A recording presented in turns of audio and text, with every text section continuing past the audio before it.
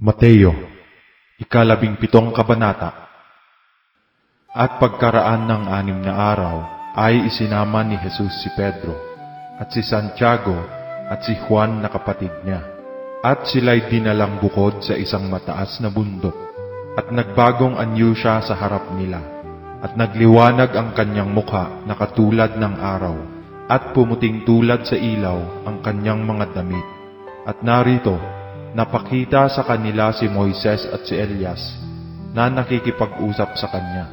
At sumagot si Pedro at sinabi kay Jesus, "Panginoon, mabuti sa atin ang tayo'y dumito. Kung ibig mo ay gagawa ako rito ng 3 tabernakulo. Isa ang sa iyo, at isa ang kay Moises, at isa ang kay Elias."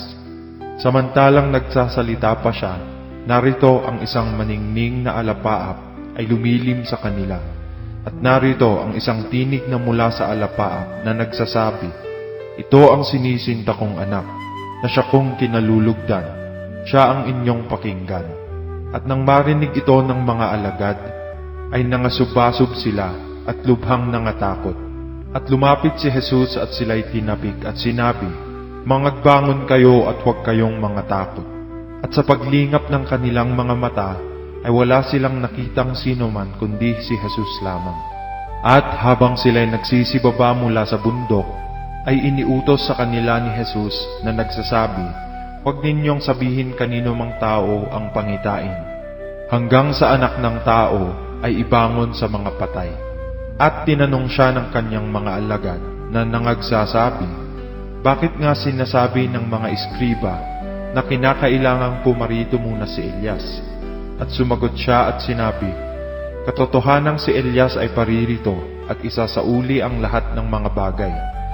Datapwat sinasabi ko sa inyo na naparito na si Elias at hindi nila siya nakilala, kundi ginawa nila sa kanya ang anumang kanilang inibig. Gayon din naman ang anak ng tao ay magbabata sa kanila."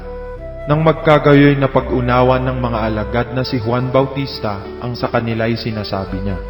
At pagdating nila sa karamihan, ay lumapit sa kanya ang isang lalaki. Nasa kanya'y lumuhod at nagsasabi, "Panginoon, mahabag ka sa aking anak na lalaki, sapagkat siya'y himatayin at lubhang naghihirap, sapagkat madalas na siya'y nagsusugba sa apoy, at madalas sa tubig. At siya'y dinala ko sa iyong mga alagad at hindi nila siya mapagaling." At sumagot si Jesus at sinabi, "O lahing walang pananampalataya at taksil, hanggang kailan titiisin ko kayo?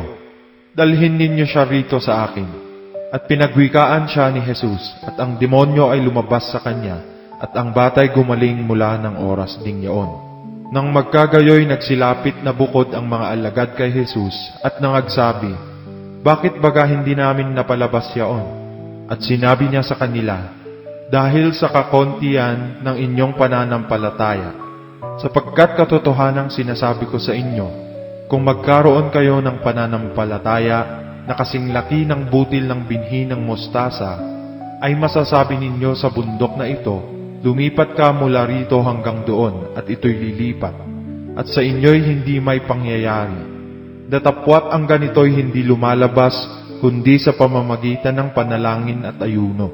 At samantalang sila'y nakakahimpil sa Galilea, ay sinabi sa kanila ni Jesus, "Ang anak ng tao ay ibibigay sa mga kamay ng mga tao, at siya'y papatayin nila, at sa 3 araw ay siya'y muling ibabangon." At siya'y lubhang nangamanglaw. At pagdating nila sa Capernaum, ay nangagsilapit kay Pedro ang mga maniningil ng kalahating siklo, at nangagsabi, "Hindi baga pinagbabayaran ng inyong guro ang kalahating siklo?" Sinabi niya, "Oo." At nang pumasok siya sa bahay, ay pinangunahan siya ni Jesus na nagsasabi, "Anong akala mo, Simon?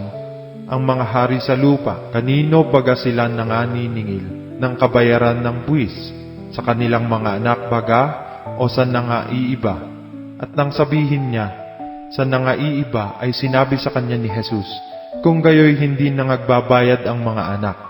Datapwat, baka katisuran tayo nila at pumaroon ka sa dagat at ihulog mo ang kawil at kunin mo ang unang isdang lumitaw, at pagka naibuka mo na ang kanyang bibig, ay masusumpungan mo ang isang siklo. Kunin mo at ibigay mo sa kanila sa ganang akin at sa iyo.